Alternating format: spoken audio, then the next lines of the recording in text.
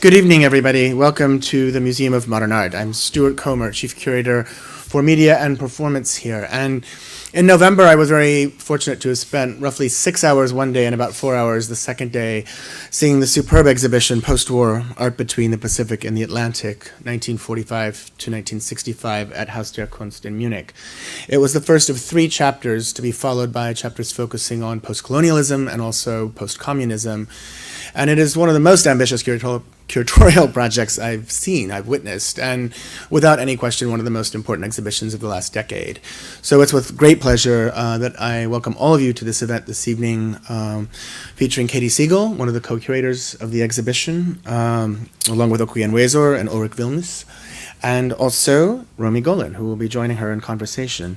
The lecture is on the occasion of both the Graduate Center's 2-day conference ongoing at the moment called Art Institutions and Internationalism, 1933 to 1996, and it's presented here by Post Presents. Post is the online platform of our CMAP initiative. CMAP stands for Contemporary Modern Art Perspectives. It is split into 3 groups focusing on Asia, Latin America, and Eastern Europe, and is one of the primary forums through which the museum is really attempting to globalize its point of view and even perhaps offer some counter-geographies in the process. And counter-geographies, I think, are very much what this exhibition proposes. We're super pleased that this collaboration between Post, CMAP, and the Graduate Center this evening brings together these discussions that are increasingly relevant both to this institution and to art history more broadly. The exhibition is currently on at Haus der Kunst. Katy can give more details about hopefully subsequent dates. Katy is the Eugene V. and Clare E. Thaw Endowed Chair at Stony Brook University and Senior Curator of Research and Programming at the Baltimore Museum of Art. She's curator both of this exhibition I've just mentioned and also the forthcoming summer, opening very soon, in fact. And she was also the co-curator, she's a curator as well as High Times, Hard Times, New York Painting 1967 to 75, and the author of Since 45, America and the Making of Contemporary Art.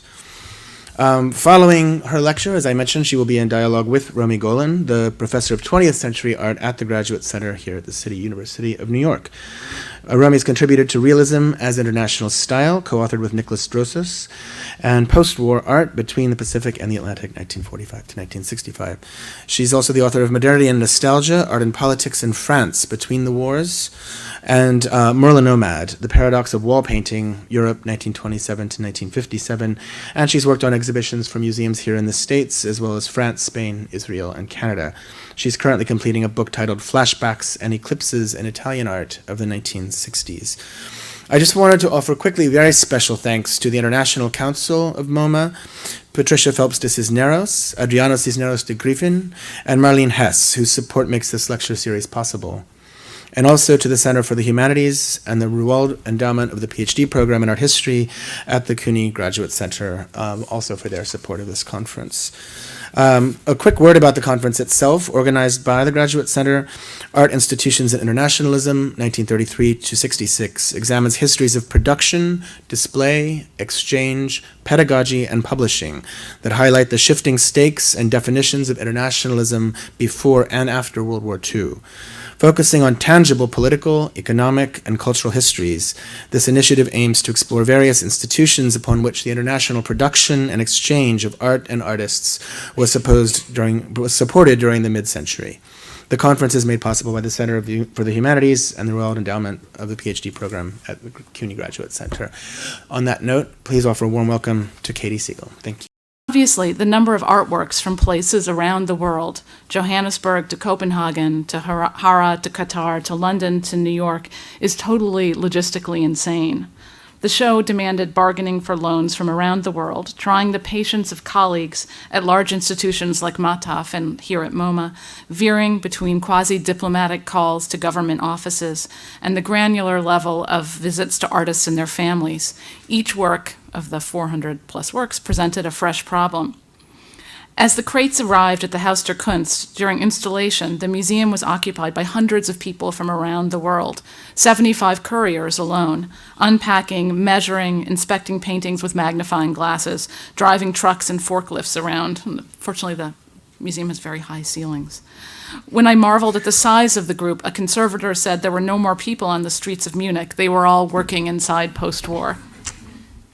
So this is all to say, this was the tip of the iceberg, the visible physical manifestation of the enormous amount of collective work that went into the research for this exhibition. And Chika Okeke-Egulu pointed out yesterday at a panel discussion quite correctly that this is not about one person sitting in a room theorizing and coming up with a big idea about how the global works. This is the work of hundreds of people, work done on a scientific scale.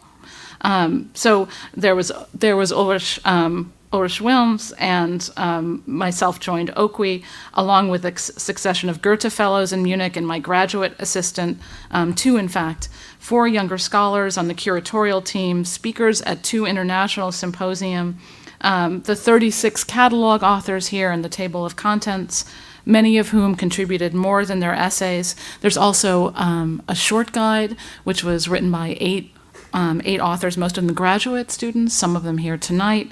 There's also a reader coming out from a university press from the 2 academic conferences, and also the countless scholars, critics, curators, librarians, and archivists, including Jennifer and Milan here, and artists and families of the artists who built the knowledge base for the exhibition, a kind of informal archive we relied on.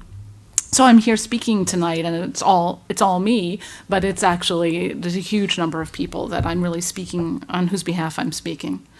When we were looking through the research ephemera in the sort of dank basement of the Haus der Kunst during installation, we were still unpacking magazines and catalogs that were coming in from around the world that we hadn't seen yet or had time to research properly. And Daniel Milnes, the assistant curator at the Haus der Kunst, did something consoling as I was complaining that we never reached the end of the research.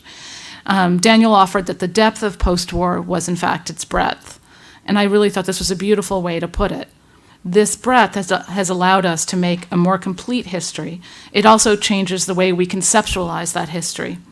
We hope very much that this first draft, and I guess I want to emphasize, we're here in the house of the perfect immaculate exhibition, and it came up in our sort of internal discussion of what one can do and what one can't do in different contexts.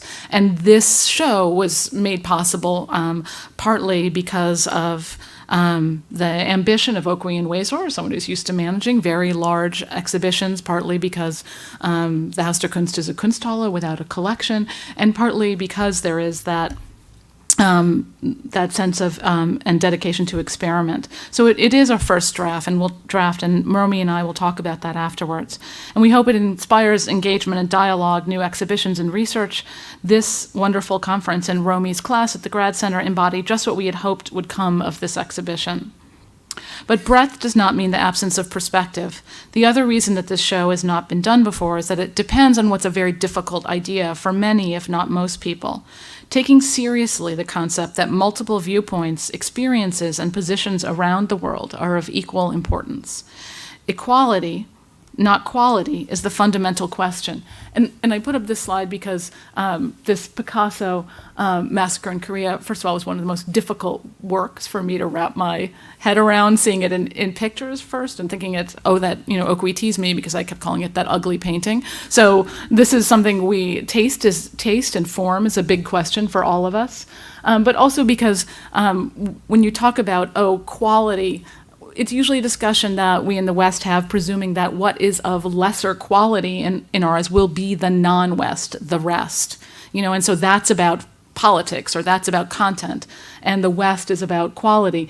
But I think we all agreed, and once we hung the show, the Ibrahim El Salahi is a much more beautiful painting. If we want to talk about beauty and quality, it sort of puts the Picasso to shame a little bit if you're trying to judge on those than the sort of ground. So it doesn't always, the equation, I think it's not the right terms, but it also doesn't fly the way we think it's going to necessarily. So the show is, in that sense of equality, is a riposte to the idea that to be inclusive means to forfeit history. The fear is that to go from a line of history, the old MoMA line or the Hegelian line, to Malraux's flat field, the museum without walls, as an either-or proposition, with history or without it.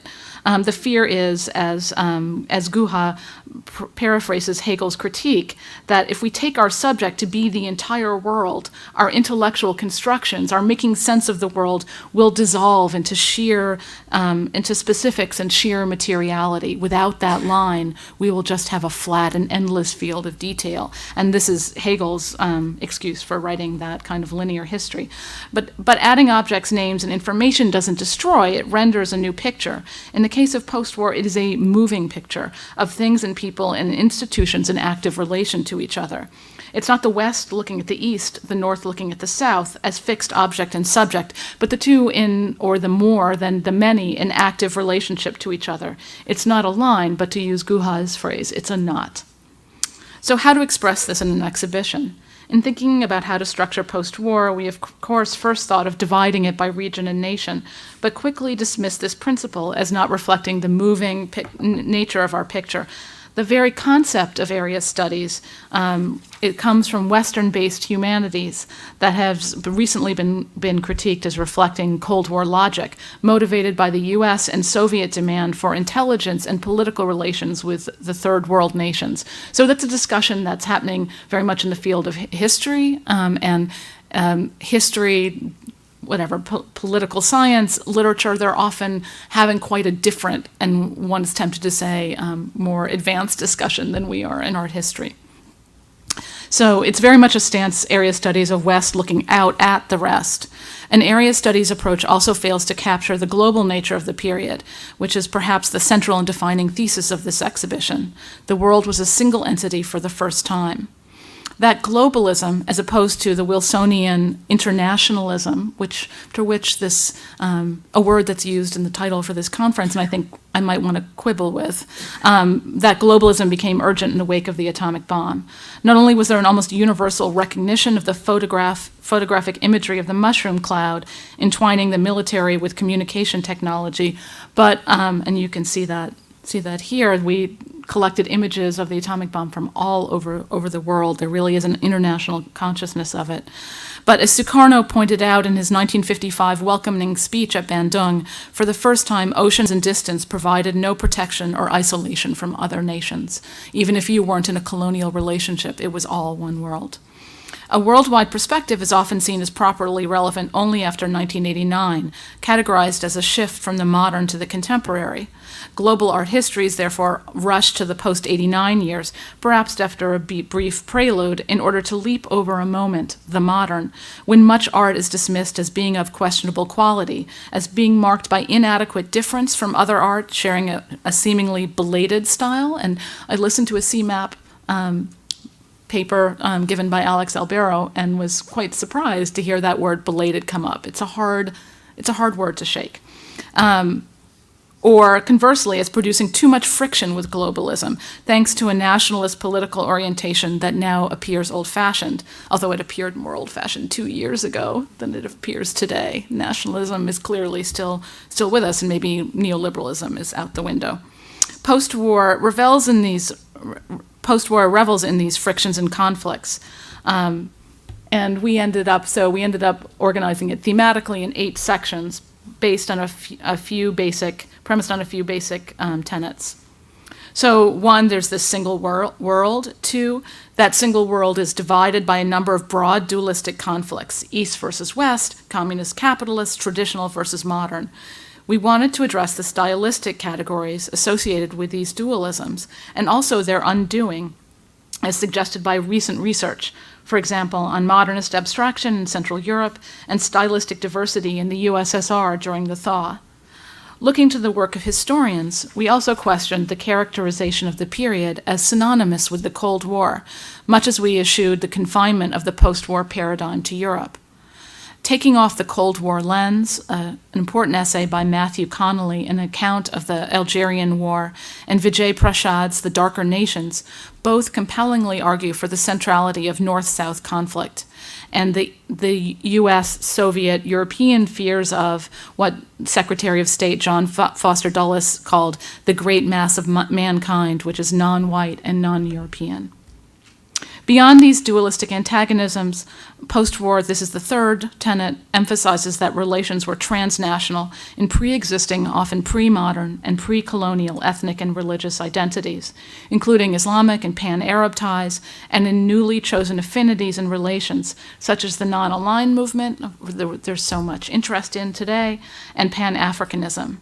These affiliations are inherited, but they are also active and chosen. There's an enormous amount of work by younger scholars that looks at transnational connections among artists, ranging from exhibition histories to place-focused work on metropoles to monographic studies. And I have to say, this has been, even there's a lot of bad history in this period, something that has been completely uplifting and forward-looking has been the fantastic work being done by younger people in graduate school, recent graduates, young curators. That is a level of scholarship and non-ideological, open-eyed work and imagination that is really, I find, largely absent in my own field and people, peers of people my age. So that's been something really, really encouraging and exciting part of this work. Finally, continuing the theme of the active position, the fourth tenet is, or thing that we looked for, was single or autonomous identities that figured importantly in the specificity of individual artists and newly formed nations. This has something of the traditional modernist autonomy, but it's figured as agency even more than autonomy, and an identity and individualism that did not necessarily conflict with connection to other individuals. So where to begin? 1945, not 1933, which is the beginning of this conference, and periodization is a huge topic for discussion. The end of the Second World War is the conventional place to begin this story art historically and in terms of exhibitions. So familiar, the early documenta, the second one was called Kunstnacht 45, and many of the exhibitions from the period through today's textbooks began with this year.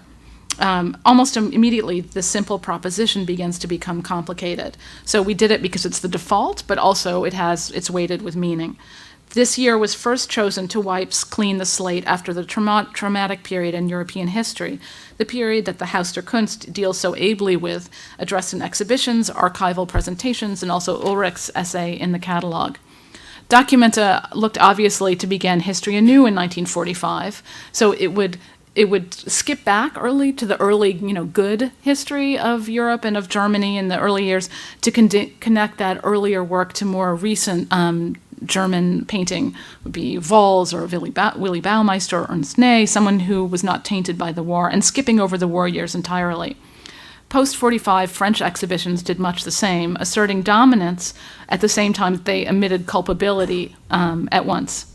So later art histories and exhibitions often persisted in this model, but they emphasized the battle for dominance of the West between European nations and the US in the contest of national variants of abstraction. And that model really dominated discussions over the last 20 years.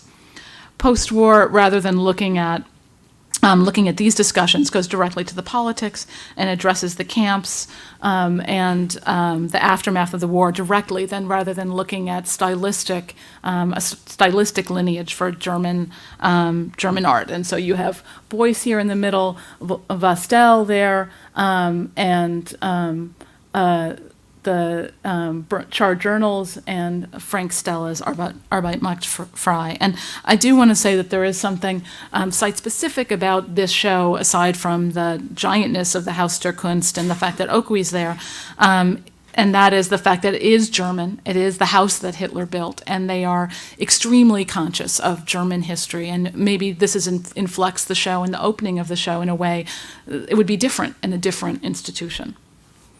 Although the Second World War, as it was called in the West, and I have an endless list of everything that everybody else called it or denied it, as a sort of governing proposition.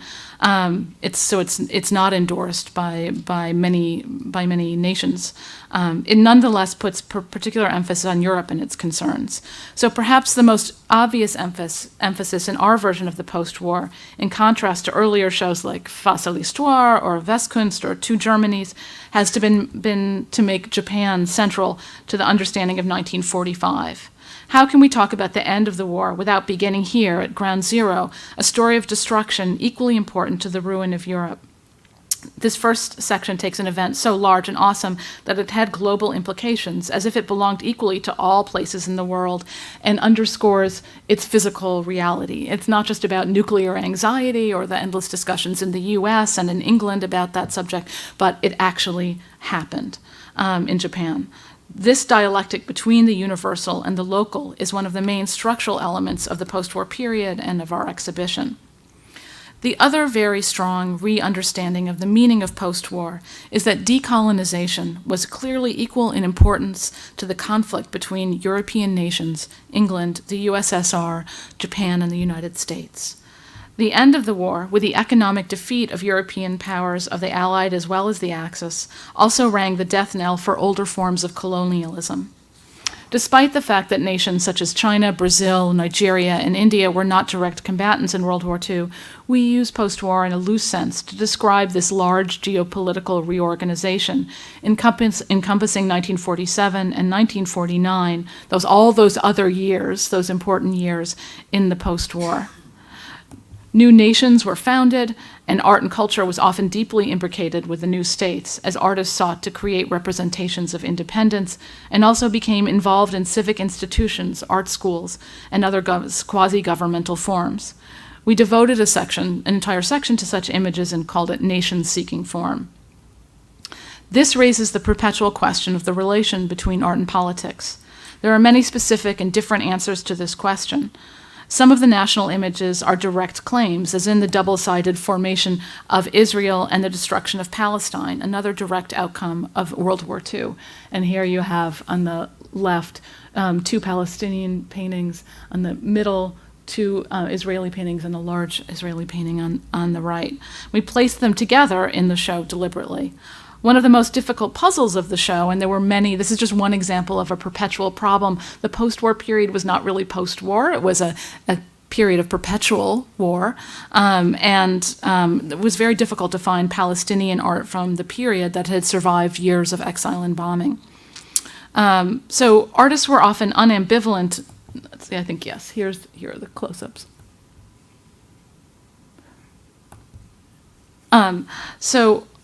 Artists were often, unlike artists from the US, artists from these new nations were unambivalent about their roles, taking on official cultural roles in their governments, selecting official representations of the nation, shaping art schools, serving as ambassadors. One such artist was Ben Nwanwu, who said succinctly of his own work, "My aim was to symbolize our rising nation."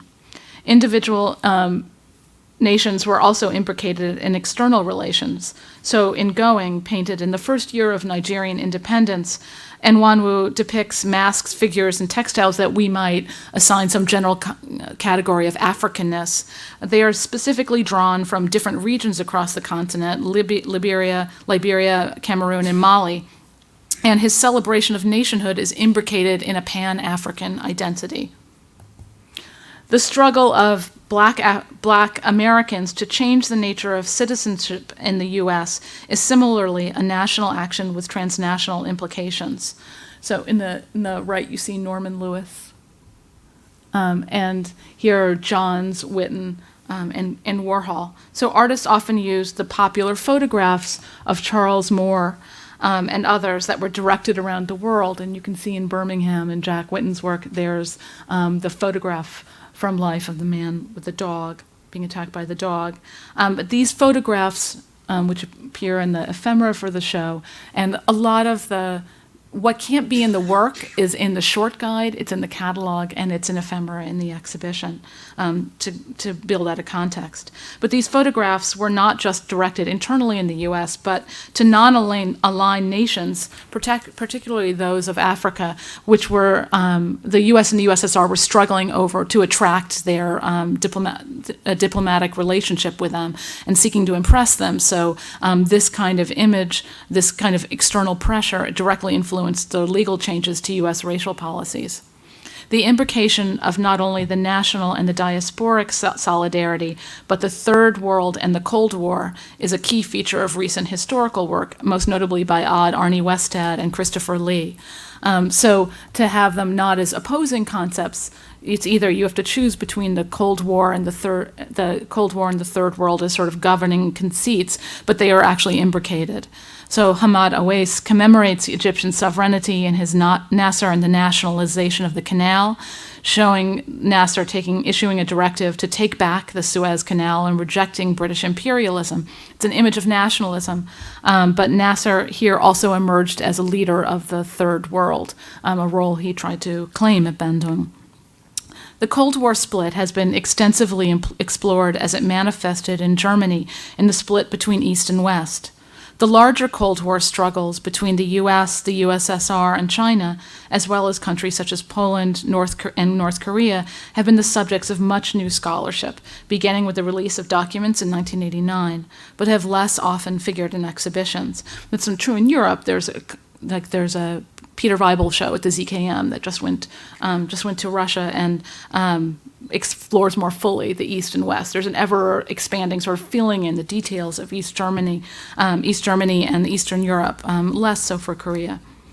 The communist regimes had mandates for political representations and acceptable subject matter, depicting powerful leaders and model citizens.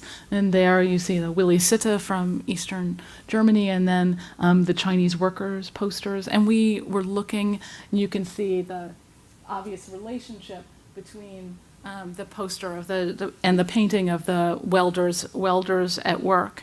And these are sort of the images we have in our mind to denote social realism.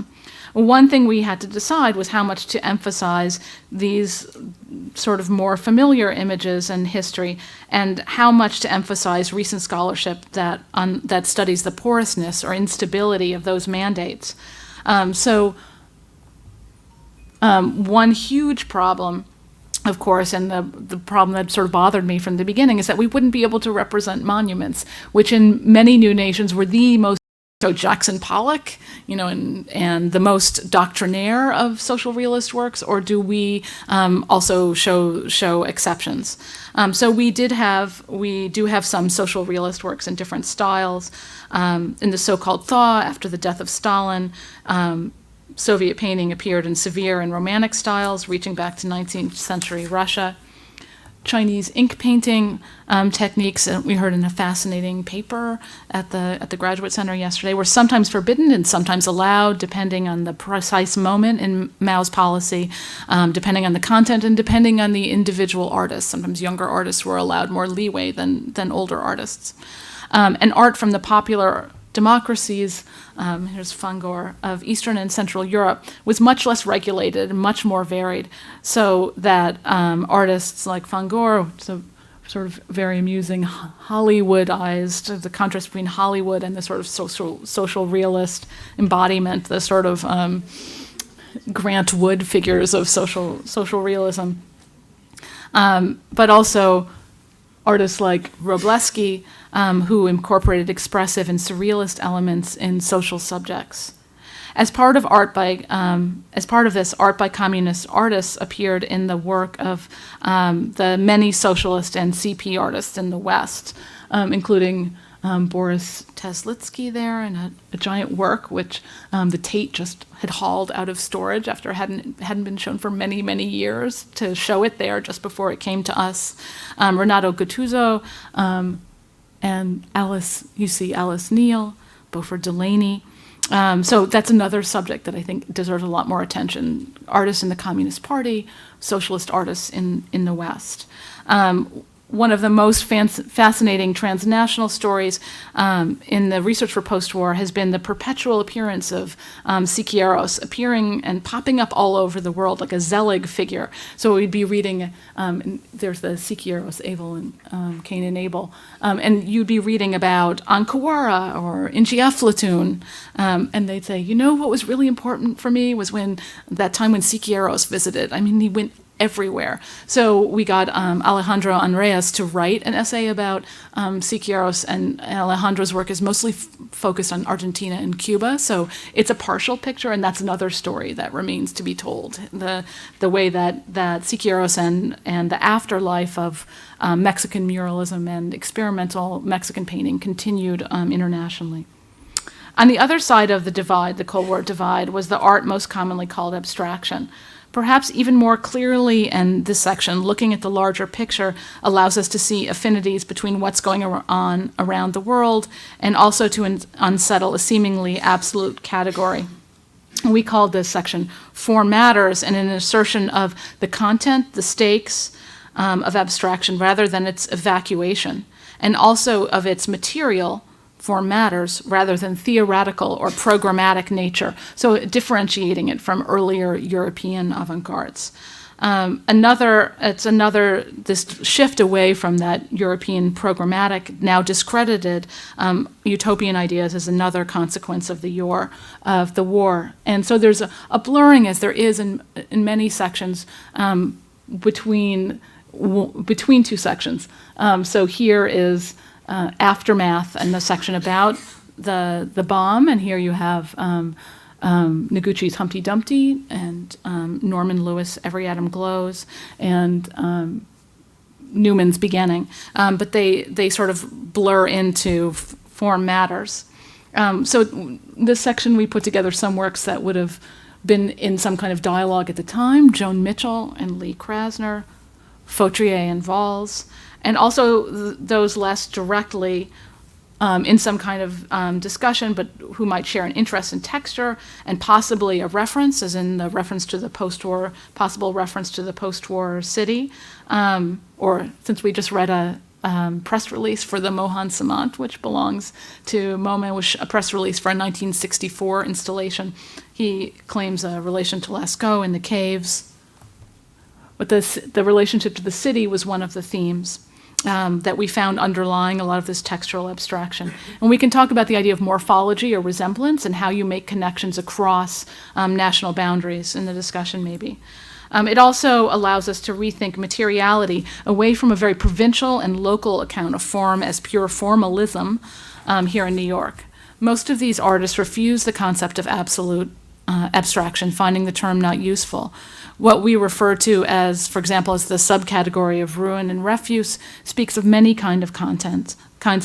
Here's a little ruins section, including the trauma of war, the waste of industrial capital, as you see here with Antonio Berni from Argentina, and Niki de Saint-Phal's paintings made in Paris on those two images on the left, which were made by shooting the canvases. So we consciously didn't emphasize the labels that critics adore in these sort of Cold War combats between nations, but almost all of the artists hated abstract expressionism and formel, or emphasize that national sparring. It's a striking point of friction between the many exhibition histories written by scholars, emphasizing the diplomatic Cold War use of history and the actual position of artists, which is, again, one of those museum academic problems. In the case of U.S. painters, so many were immigrants, they were Black, they were Jews, with a complicated relationship to the notion of America, like Lee Krasner, who didn't want to show at the Whitney because it was an American museum and she was a Jew. It was also striking in the research that, contrary to the art since 1900 line of history, in many places, for many reasons, for reasons that range from Picasso's anti-colonial sympathies to the remnants of colonial education structures, European modernism remained the reference and not the U.S. abstract expressionists. So in the upper right corner, there's an image of Picasso's Massacre in Korea on the streets of Warsaw, but that painting you see reproduced, and I don't have good enough scans to show you, but in journals around the world. It was really an important painting, much like Guernica before it, and that was of much more interest and awareness internationally, not the familiar Pollock de Kooning story. Our strategy was not to tie artists to national positions that they didn't take, but instead to provincialize the US, as Chakrabarty so strikingly argued for provincializing Europe as one nation among many, and to see the overall as a composition and get the proportions right. The social field, of course, is not a blank canvas. It is not level. It is, as Gita Kapoor said in her address at the opening of the exhibition in Munich, it is uneven ground. That uneven ground is the terrain for many conditions, all of them local, and many subject positions, and it's a more useful model than that of center and periphery. Here, the work of young scholars like Ming Tiampo on Paris, that of Annika Lenssen on Rome as a center of the new Mediterranean that includes the Middle East and North Africa, are very important and serve as a strong example for possible future work on New York. If anybody needs an idea for a dissertation or a show, which gradually became a cosmopolitan destination for artists like Samant. Many artists refuse the opposition between the modern as Western and local traditional forms, on the other hand. So more than a fragmenting into alter-modernities, we wanted to emphasize the coexistence of different modes, not presented as fundamentally irreconcilable. Condemning the falsely posed set of categorical oppositions, Aimé Césaire wrote, "In other terms, we are summoned, choose between fidelity and backwardness, on the one hand, or progress and rupture." The refusal of this choice is a theme that carries through the various sections of the show, with artists like Lee Sung-taek, who used traditional Korean weight measures and earthenware fermentation vessels to make sculpture, returning to a time before the Japanese occupation of Korea. In the Zaria Art Society in Nigeria at the end of the 50s, Uche Ukeke, who you see in the far left, the red painting, and Dema Nwoko studied traditional practices such as Nok sculptures and Igbo drawing, as elucidated by Chika Okeke Agulu's book.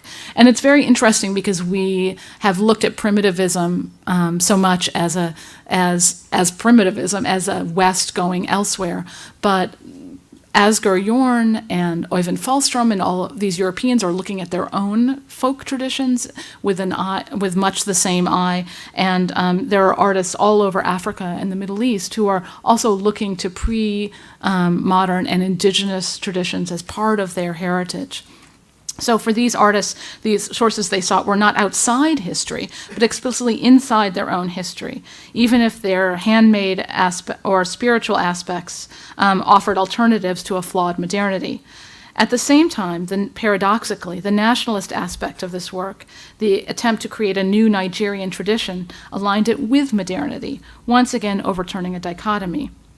Many artists saw abstraction as rooted in traditional aesthetics and impulses, even as a universal human need.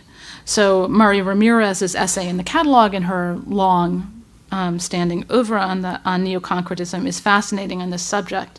In terms of neo-concrete art, having a root in Uruguayan artist Torres Garcia, and vitalism, not solely in the rationalism of Max Bill and the Bauhaus, to which it has been most often assimilated. And she and Andrea Junta both talk about this in the catalog. Artists such as Leisha Clark, whose bichos you see here, pursued a human right to be related to belong to the material or natural world, temporarily liberated from social control and even from the confines of one's own self, in contrast to the assertion of ego we hear so much about in modern art. David Madala considered himself a hylozoist, and his Cloud Canyon sculptures embody life, growth, and change. And animism was another subject that came up again and again, often artists who make some indigenous, ethnic, or religious claim to that tradition as not external to them but part of their heritage.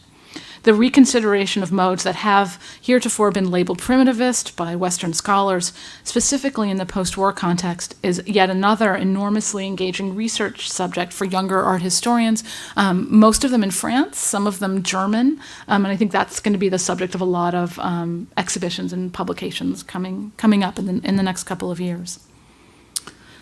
So this interest in definitions of the human and his or her needs and capacities, so Leisure Clark, led many artists to refuse altogether the choice between abstraction and figuration.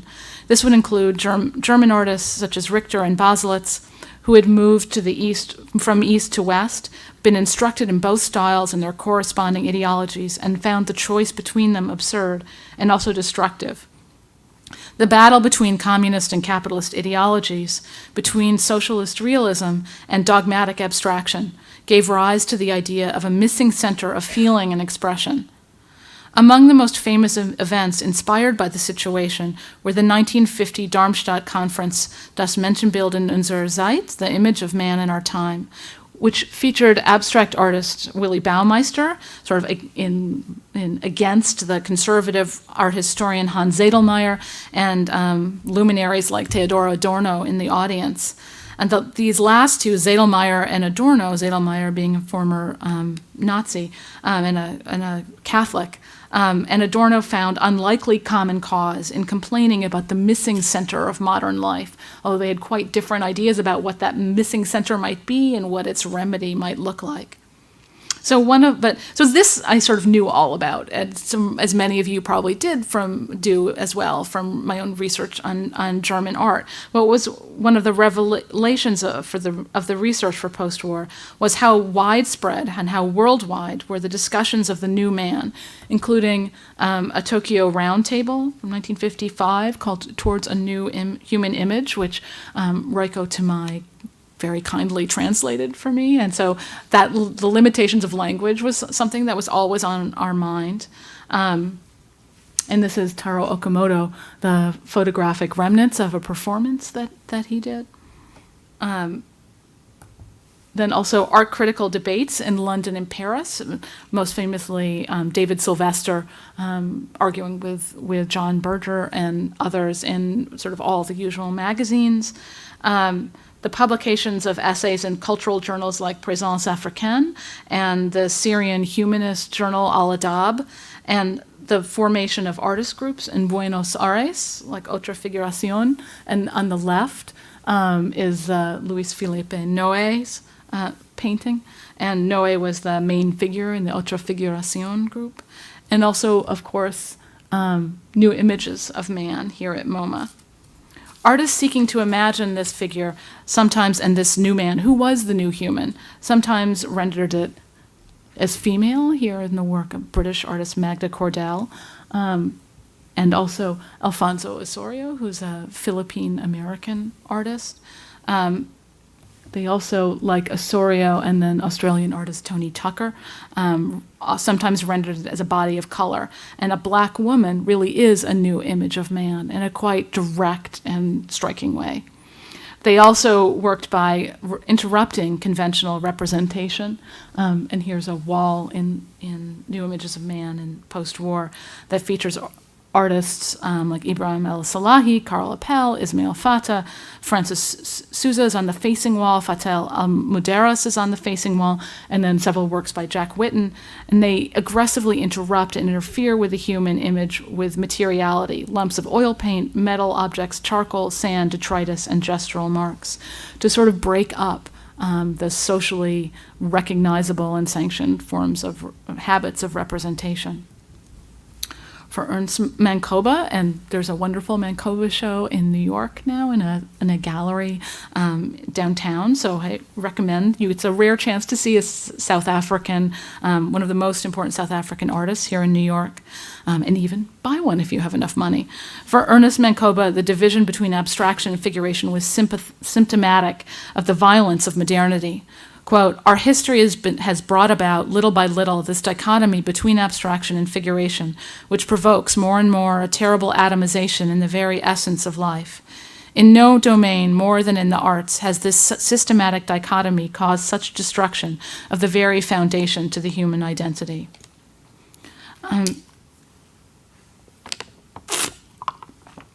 So including an artist like Mancoba in the post-war exhibition and in discourse is the historically, not the politically, but the historically correct thing to do. It also fundamentally changes the questions being asked and the answers about the human condition.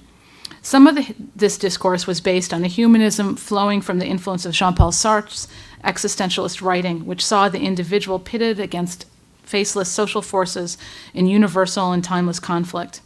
But that tradition had been damaged and discredited by the events of the war, and much of the speaking and writing specifically critiqued the West as the agent of World War II and colonialism.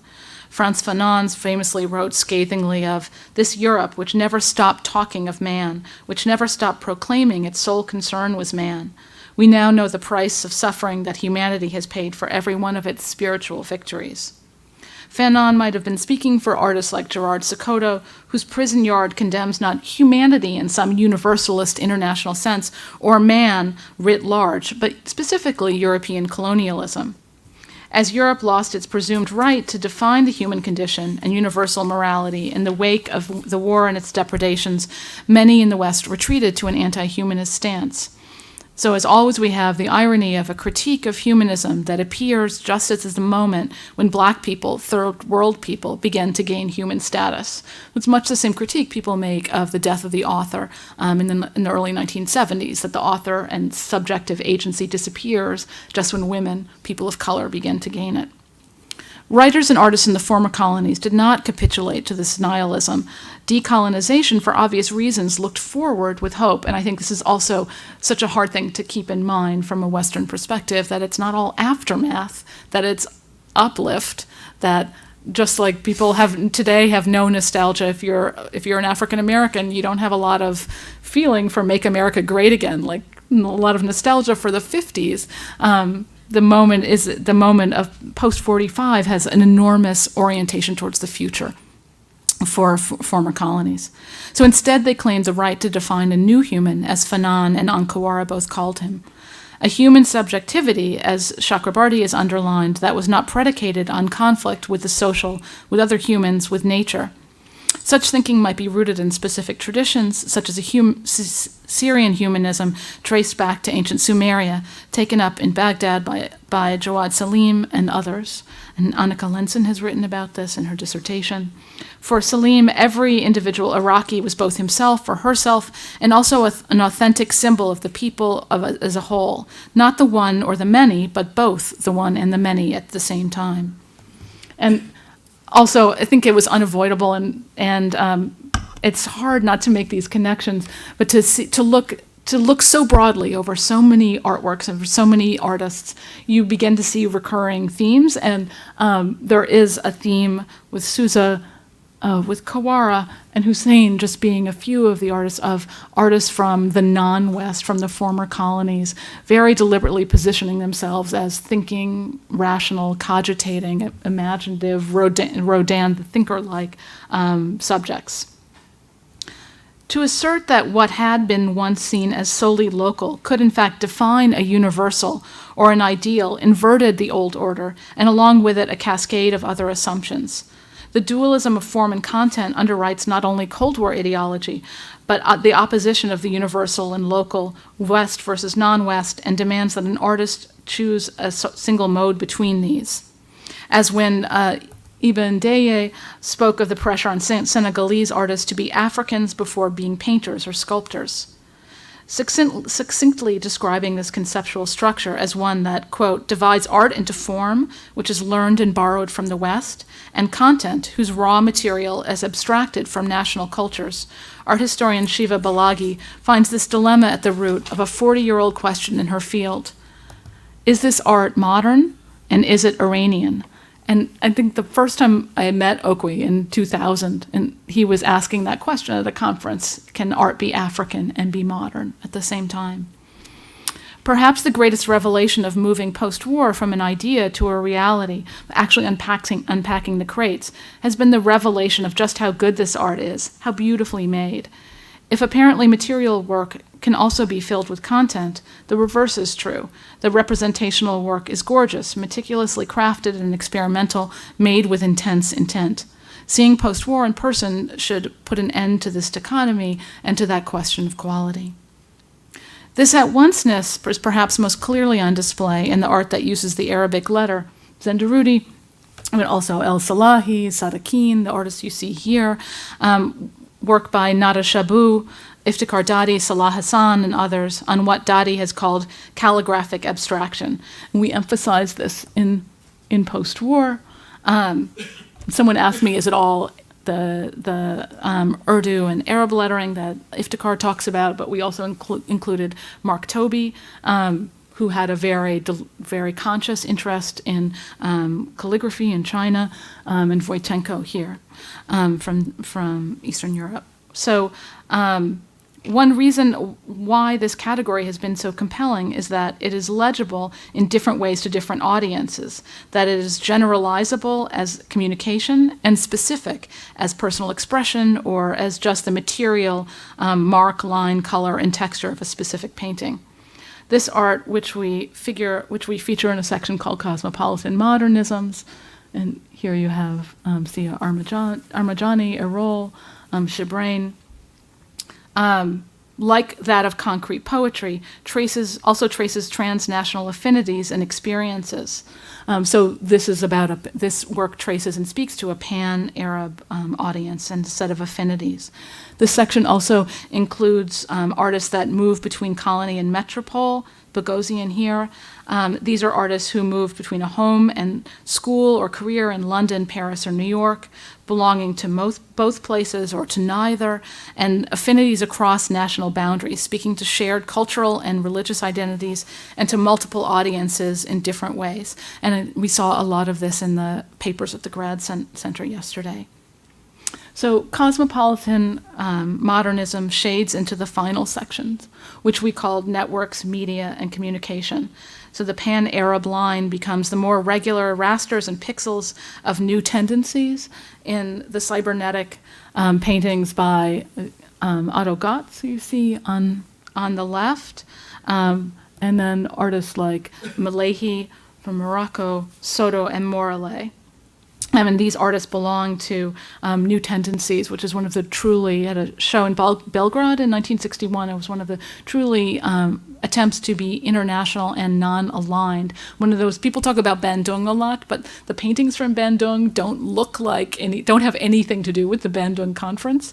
But these are paintings that very much reflect the second conference in Belgrade in 1961 in their spirit and their wish to communicate so broadly.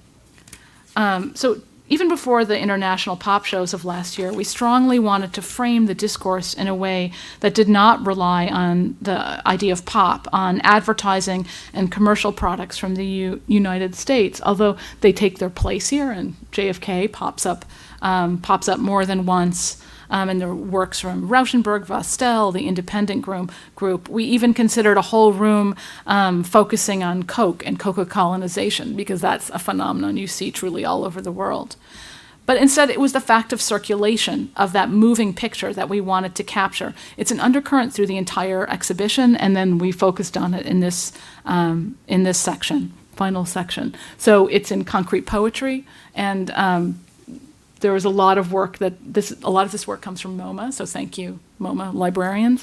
But again, concrete poetry is something that was truly international. Pedro Aber writes about Japan and Brazil in the catalog, but it really stretches across the world, and again touches on that calligraphic modernism that Iftikhar talks about as it shades into poetry and graphic design in the Arab world.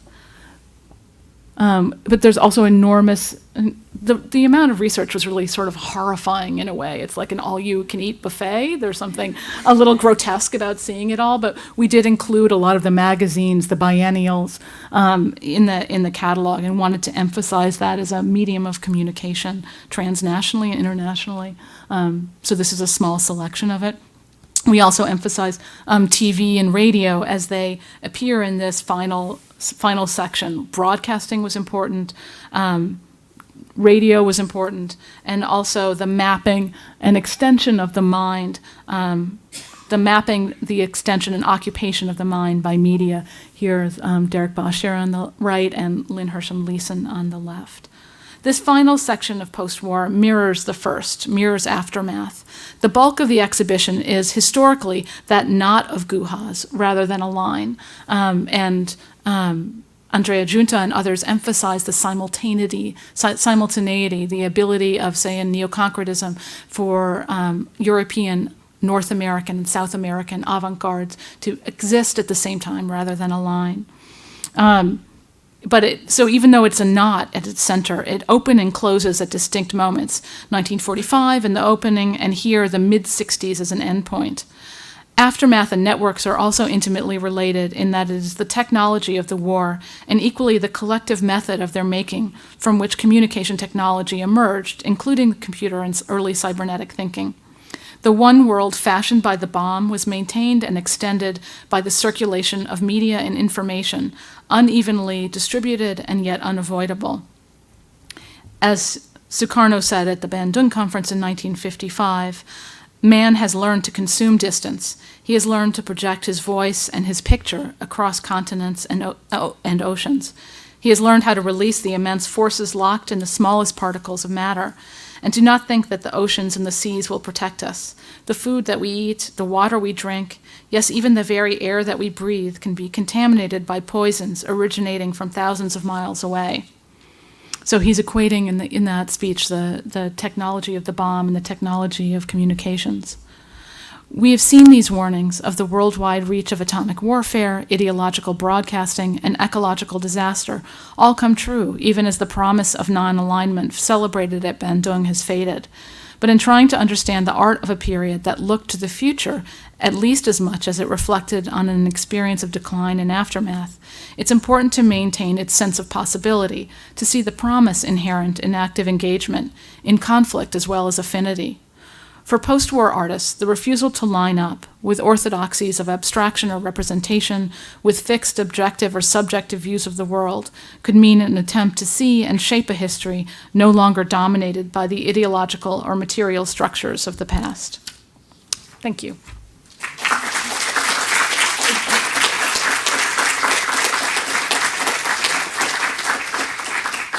So maybe Romy will come. I don't know if you all want to circle through the slides again while we talk. I don't know if you can go through the original loop if you want to. Wow. Well, Are you sure you want to talk more? a little less than I thought. We probably will have a short conversation because yes, I had some ideas where I want to push a little bit against, but of course, once you listen and you hear, you say, no, this is like in many ways a perfect show. A very moving show, a generous show. I was unbelievable, very happy to be asked to write for it. Yeah, I mean, extremely, it is large, and as Katie said, it could have been even larger. It's maximalist. It makes you really, in a way, recalibrate. I mean, I taught a course on the 50s a few years ago, a seminar, it was like 10% of what we're doing now, the 365 degrees. And I have to say again, the catalog, the heaviest catalog probably ever produced, is, I always wonder about the term knowledge production, but this is knowledge production. I mean, it's really quite and cheap for what it is, by the way. Okay, so I'm going to just say a few things and ask you, yes, let's try to converse and the fact that the knot, an exhibition in contrast to a novel, and it's wonderful. The exhibition is a place where you can work synchronically. And that is a way, of course, that, a film doesn't do it, a novel doesn't do it, and so here we have. So let me ask you just a few questions that, came to mind, mostly before you talked, but okay. Yes, about, first of all, addressing the building. It's a toxic building you're in, and I felt in some ways that, what were the gestures, the curatorial gestures where you felt you were addressing the building? Because I couldn't forget for a second where I was. I mean, the ground was burning under my feet all the time. And so, I felt this in the first room. I have to say I was very taken as an Israeli. By the way, the Holocaust was not addressed directly. I thought it was actually very moving. It was done by voice, Hannah Arendt at the beginning, and then you move to Japan, and then that big voice in the center, and that first room.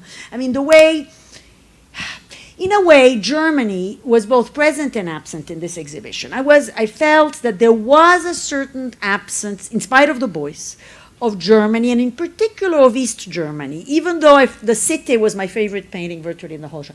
So I want to address that for a minute. I mean, how there was a sense that Germany was not there to me.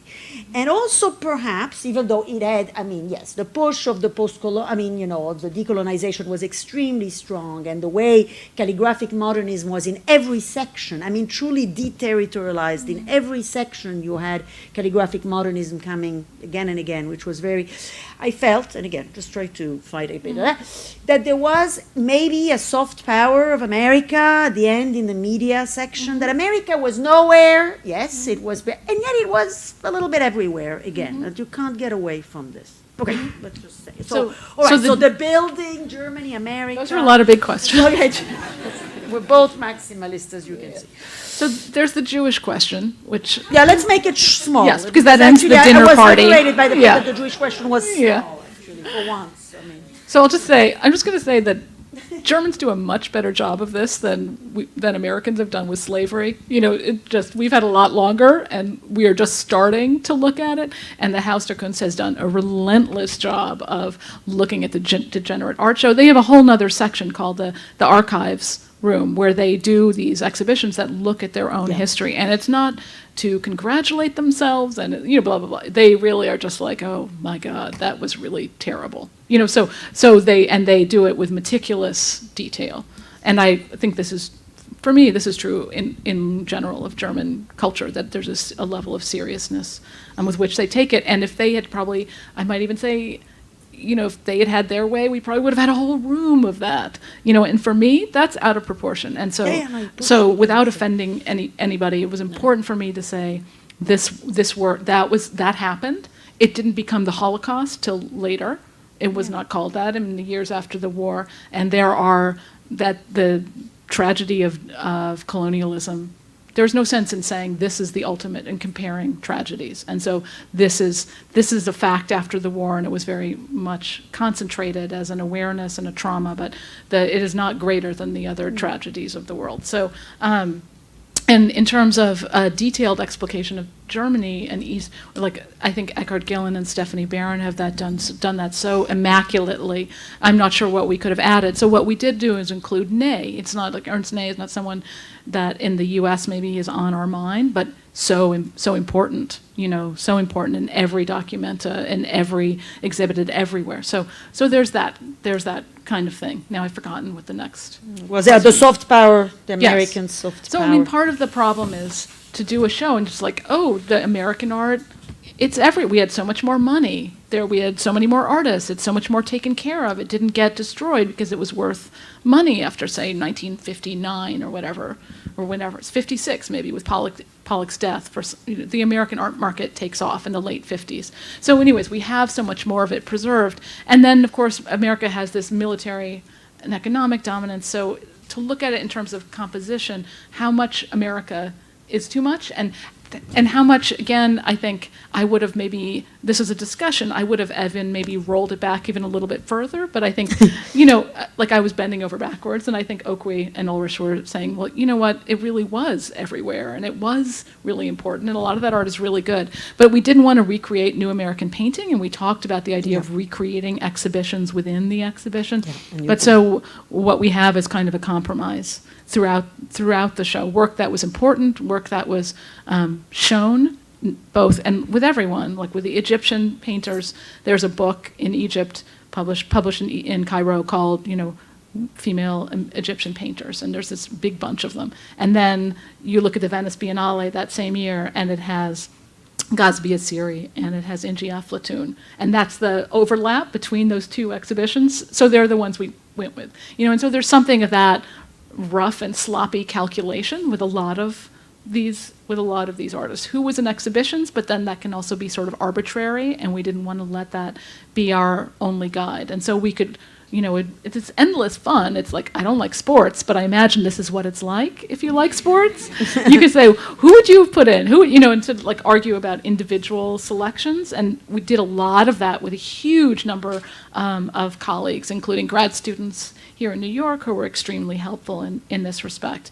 I think the only place it becomes really problematic, that sort of dominance, I mean, there's some places that we wanted it, like Concrete Visions, which really is the only room that is about South America, and there's other concrete and neo-concrete work from around the world, but that was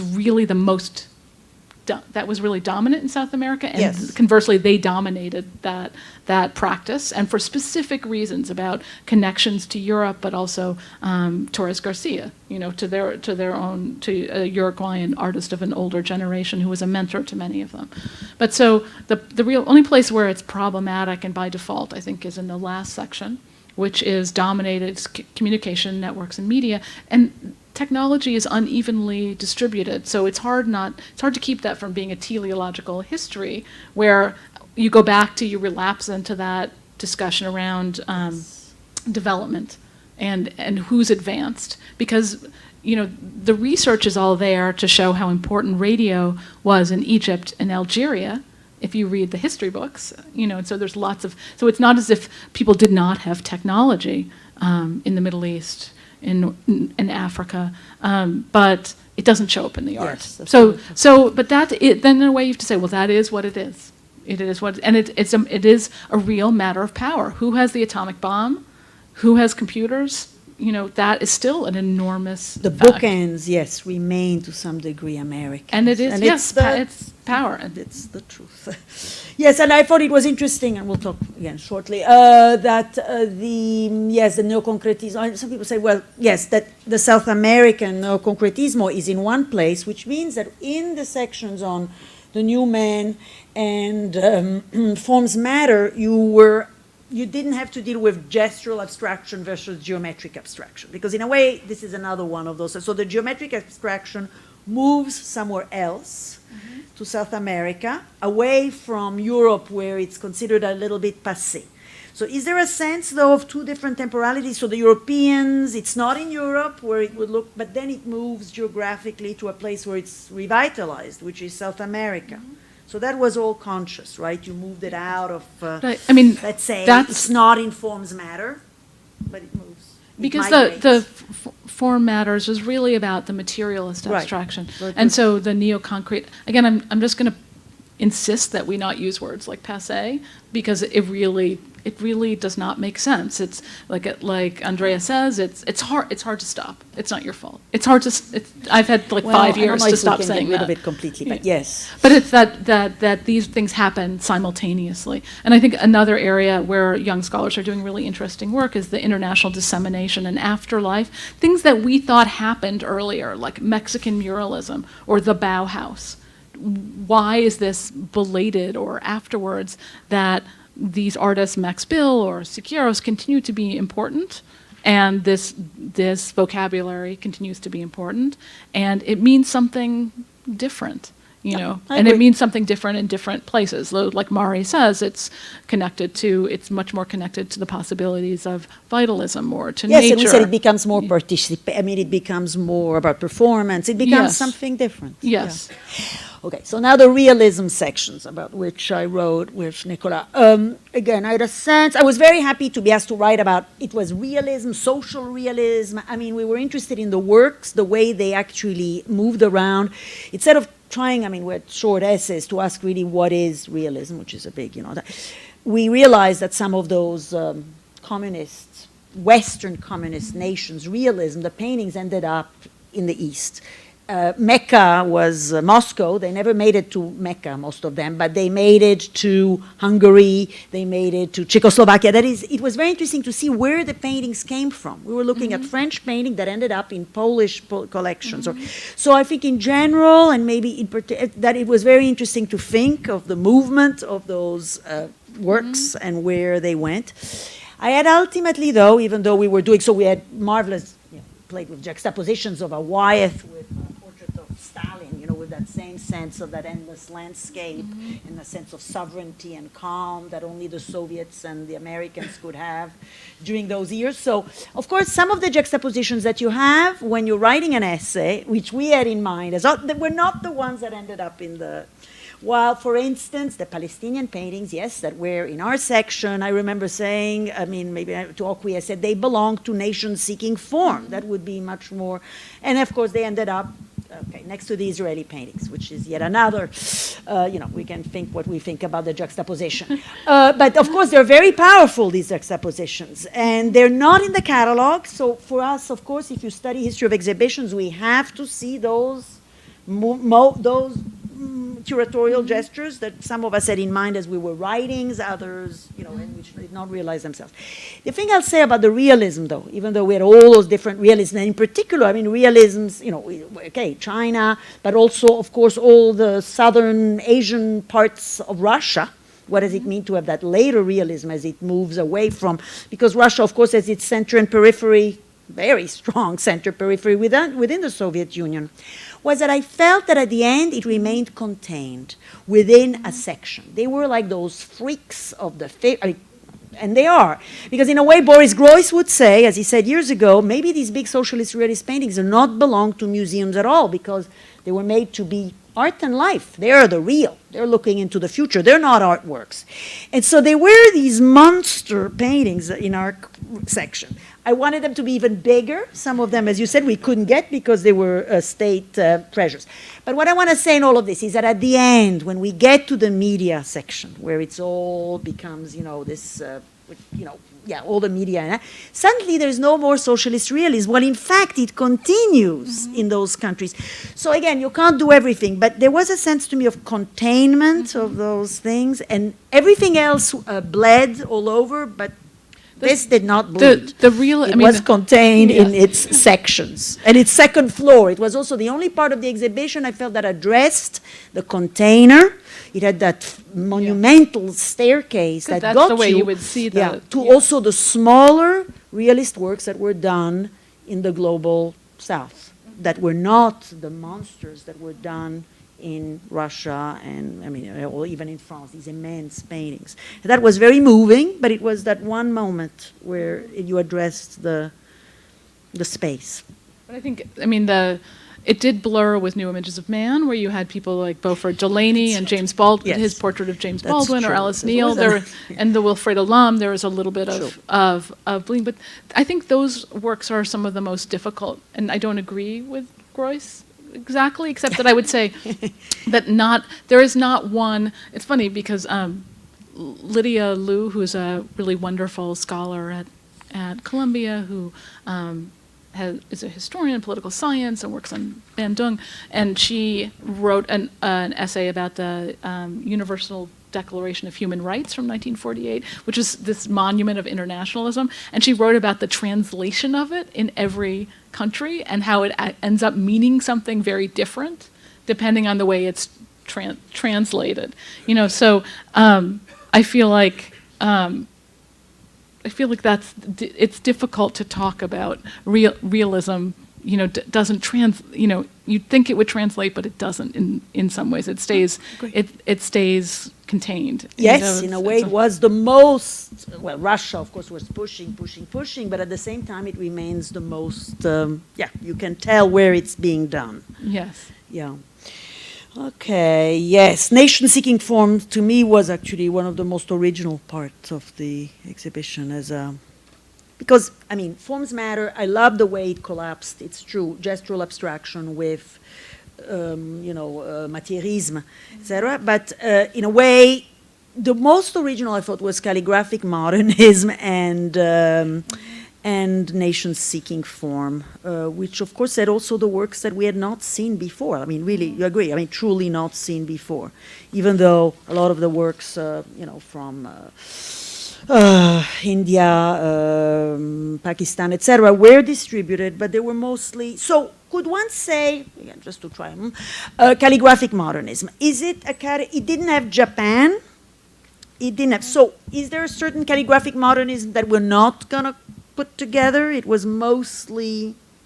I think because it was mostly Pan-Arab and Urdu script, but Yes. there is the Mark Toby, and I think we could have put, and someone did an interesting paper on Bokubi and Yes. Franz Klein. I mean, you could, people have tried to argue that there is the gestural abstraction is related. I'm not sure what you gain from that, but I think there's something that, because Toby was specifically interested in China, but I think it would be that would be another sort of transnational project to talk about the relationship, and I think I mentioned this to someone yesterday, how many of the Arab artists were graphic designers, one would find out, or poets, and that between those things, painter, poet, and graphic designer, and you'll see they designed a lot of the catalogs, Yes.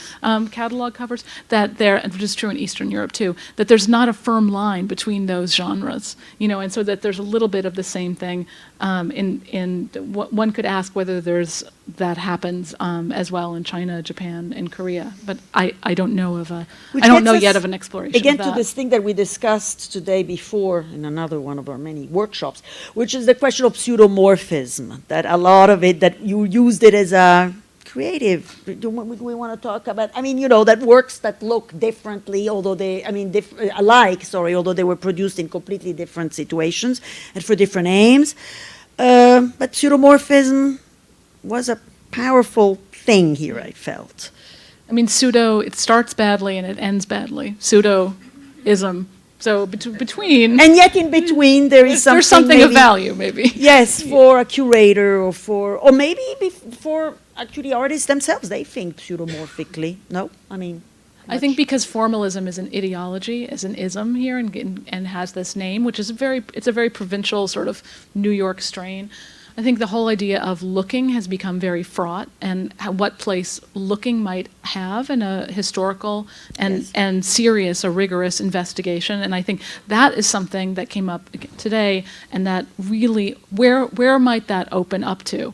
Where might that take us as a starting point rather than ending or a closing down? It's an easy kind of thing to throw at people as a criticism, but I think we need to be encouraged to think and to look and to see what, either through the circulation, like everybody's looking at clay and it's in the magazines and it's going around, and actually a lot of Middle Eastern artists claim an affinity with clay, or whatever it is, Tashism or Formel, people looking at that and thinking about those things.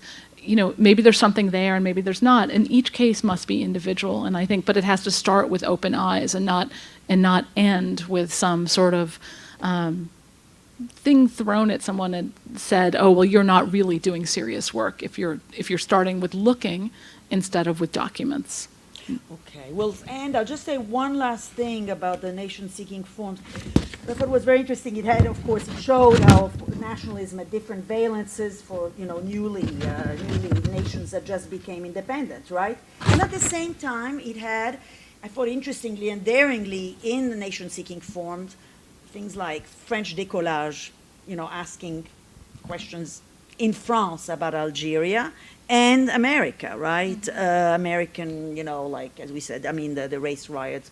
So every time you thought that you knew what you're getting, things pushed. It's extraordinary, how difficult it is also to teach this seminar around this catalog, because everything is being really reformatted it's rare that an exhibition can do that. It's every single of those 8 sections questions itself at the same time as it defines itself. It's really quite extraordinary.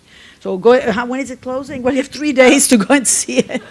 I think a bunch of the people that I invited tonight are actually in Munich because it closes in 2 weeks. Okay. So Well, thank you. Do you have questions? Let's open it. Yes, here.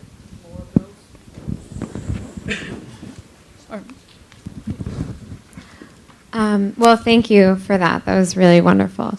From a curatorial perspective, I'm curious as to what language you had on the object labels and entranceway information. English and German, which is pretty standard. Well, it's just interesting, to reconcile all these different... No, and language is obviously a huge issue that we dealt with throughout, but I think for most people, that English is just sort of the default. That's what happens. Hi, Katy. Internationalism, I'd love to hear that nitpick on the term.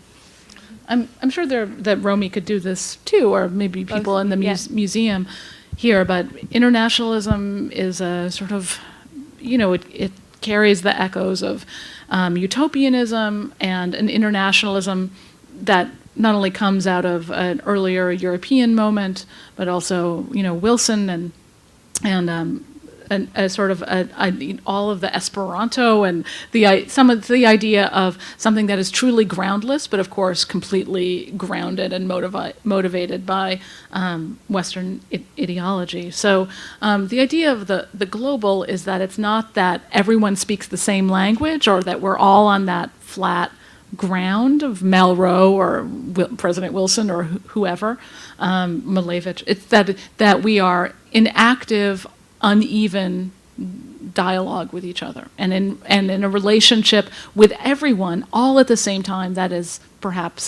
certainly unasked for and maybe unwanted, so that it's dynamic and uneven. And to me, that's quite different from international.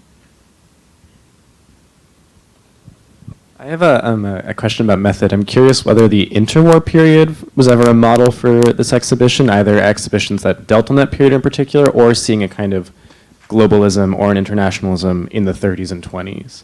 So nothing ever starts exactly. Right. That's always goofy when you do periodization. But we did want to start with the bomb, and we did believe, so certainly, decolonization starts earlier, that a lot of the phenomenon, the dominance of America starts between the wars, but these things crystallize, for one thing, after the war. Négritude is a term that was, in fact, begins in Yes. the 30s and was often used by Aimé Césaire and by Senghor before they even, not necessarily, they wanted some equality with France. It was not even necessarily immediately imagining a decolonized situation.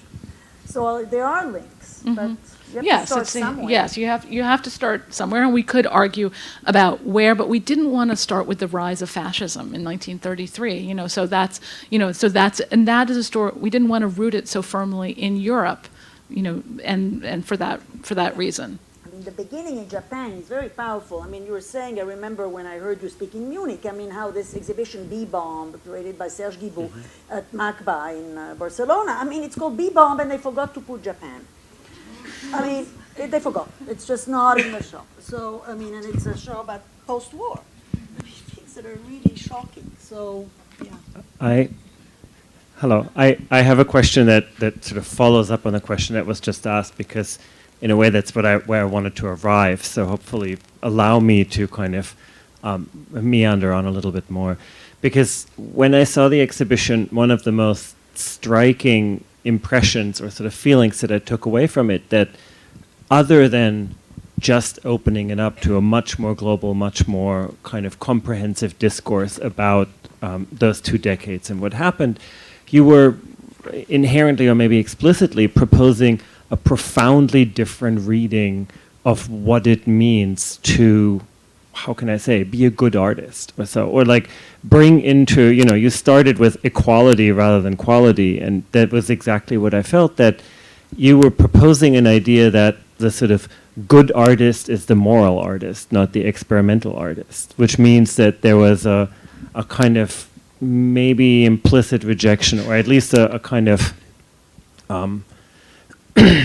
what's the word? A sort of a push against the idea that a sort of art after 1900 insistence on the kind of experimental, formal, progressive sort of propulsiveness of the avant-garde is replaced by something that is sort of profoundly anti-avant-garde in its sort of insistence on the project here now, what is important as a moral argument directly in front of us.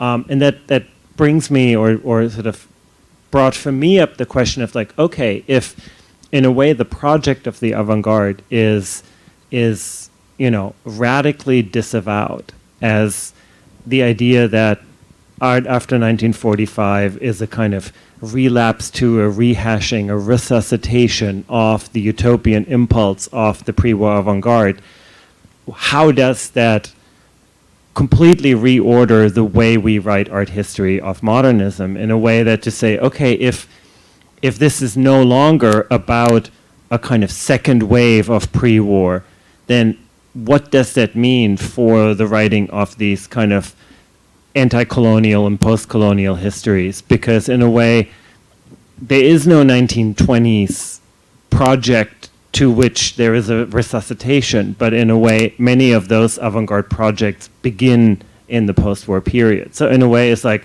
is 45 to a global context what 1915 is to in a European context? Or kind of, are there realignments of certain, both historical and art historical chronologies that the exhibition is proposing and recasting in maybe a moral or social or engaged way? It's sort of one of the most remarkable things is that you propose Jack Whitten as the most important American artist, not Jackson Pollock. So I just want to again say, I wouldn't do experimental versus moral, and I think it's a really good question, but I'm not a social worker, so it's not that I'm proposing some sort of morality test or goodness test or whatever oppressedness test as to decide who's a good artist. But I guess I would argue that that most of the work in the show is really fantastic, So and I would not accede to the idea that Skünder Boghossian is not as good an artist as Carl Andre. I just would totally refuse that. So in case experimental, so is some sort of code word for goodness. But presuming it's not, and it's the propulsiveness you're talking about. So for one thing, art since 1900 is one of the most bankrupt histories I can imagine. It's a stylistic, and to use that word, morphological history. That is Hegelian. That is predicated on what it leaves out, and of knowing the end and where you're going, and whatever gets you to that end is what counts. So I guess I would want to put that aside. And so the second thing I would put aside is the whole idea of a neo-avant-garde, which is what you mean by this sort of reference back. So I never believed that. I never believed Hal Foster's account, and as that is the thing that's driving, and it's part of a refusal to provincialize. And I'm mad at him, not at you. It was a good question. So it's part of a refusal to provincialize or to see as local each iteration of modernism, and to continue as a seamless, transcendent story from Europe to America, that propulsive story, as if it didn't matter where any of it happened. Do you know what I mean? So that the story continues, and it doesn't matter whether you're in Russia or you're in America or whatever. So it just keeps going. And I think this is the reason I ended up with Oakley and Ulrich, and I ended up doing the show, is because my account of the U.S. is entirely provincial and about that. So then I think you do end up with a different story and a different set of criteria. And so I can think of Ben and Wanwu came to when the Harman Foundation was fostering exchange between Africa and African American artists in the U.S. as one of those diplomatic things. So Ben and Wanwu comes to Washington D.C. and he says in the newspaper, he said, "I'm just waiting. I'm just waiting for all the critics to tell me how bad my art is." But he said, how well you paint isn't the only criteria for good art. And he doesn't say what it is. What is the criteria for good art? Is it that he's black and he's African? And that's not what he's talking about. But it lets us wonder what that might be. And I think what that other criteria might be is such a good starting place. And it's a good question.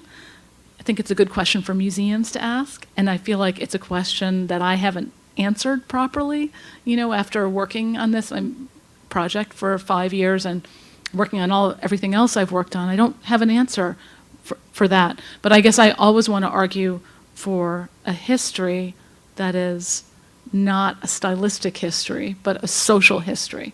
Not a moral litmus test, but a social history.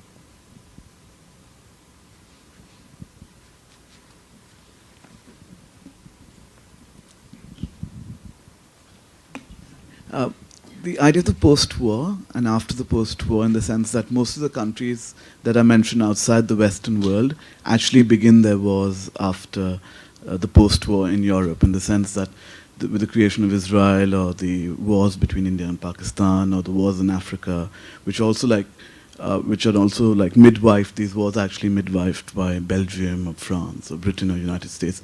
And how's that dealt in the exhibition?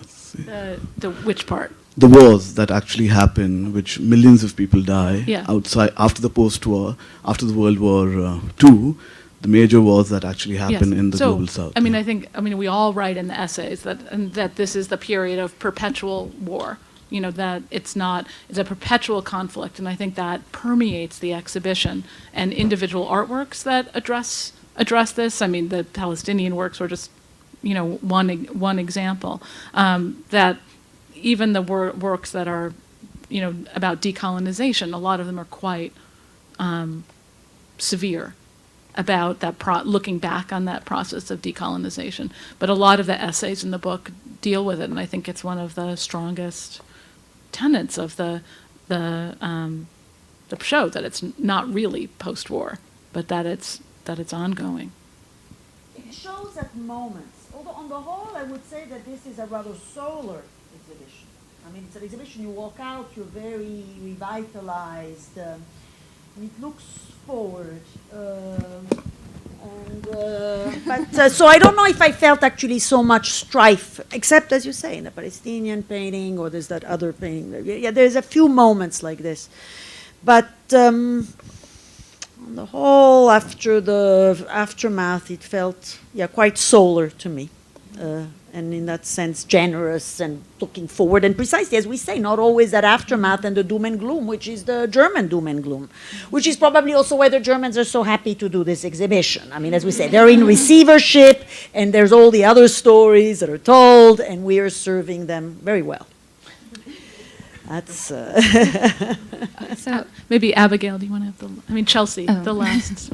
Yeah, so I absolutely love the juxtaposition of the Picasso and the El Salahi, and I loved your kind of description of it as, in a way, as kind of decentering the Picasso. And I was just curious if you had a similar thing in mind with the Pollocks that you had, because in my opinion, it's sort of the Lee Krasner blew the Pollock kind of out of the water, and I thought maybe that was, you know, kind of a gesture of yours, and I wanted to hear you talk more about that. So I'll say, that Lee Krasner painting is the best painting she ever made. So it's the Whitney's painting, and she was not the greatest painter ever, but that painting, she's really good, you know, and it's the work she made right after Pollock died, and she got the barn, and, you know, she felt re-energized. So, and we did that on purpose, because it's so great. MoMA gave us a great Pollock. It's a beautiful 1945 painting. It's huge, but the Krasner painting, which is made later, is just much, much bigger. And I think that's one thing that I was very conscious of, probably more than I'm a woman, so I was very conscious. How many women are in the show? How can we work with that and make certain, not to make it disproportionate to the truth of how hard it was to be a woman artist and how many women did or didn't. Someone was complaining we were talking in the thing today, 1964 show here, about South Asian artists, and, you know, were there any women? But the truth is there weren't that many women who made it. And certain places it was easier than others. But where we could make an issue of it and put Nikki de Saint-Phal next to Marta Menuhin, you know, we did. See, when you're saying this, what this show felt, it felt true to me. There was something, I went and I said, this is the 50s, and this is the way it looked. Now, it is true that it looked a little bit like a 50s biennial, in the kind of chaos, etc. But it felt true. Well, you feel more and more that you look, you have now the the Russian exhibition. It starts before 1917. 5 people came here who had all studied with the same person and in the same room. Okay, that's another question.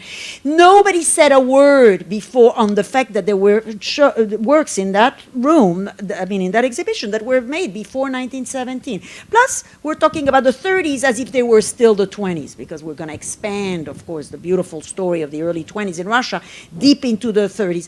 I feel, you know, this is powerful, and it's made well, very good art history, but sometimes I just think it's wrong. It's just historically wrong. It's historically sometimes even a bit scandalous. Here, this felt to me, and I don't work on Western, so in a way I was hired. And I don't even work completely on, I mean, I think sometimes he cast people a little bit in an interesting way to write about things that forced them to write and to rethink things. That was another thing, that Okwi and Katy didn't just ask people to do what they always did, but sometimes it was a little bit off there. But in any case, it felt true, yeah, and that's important. Thank you, and thanks everybody for coming and for your interest.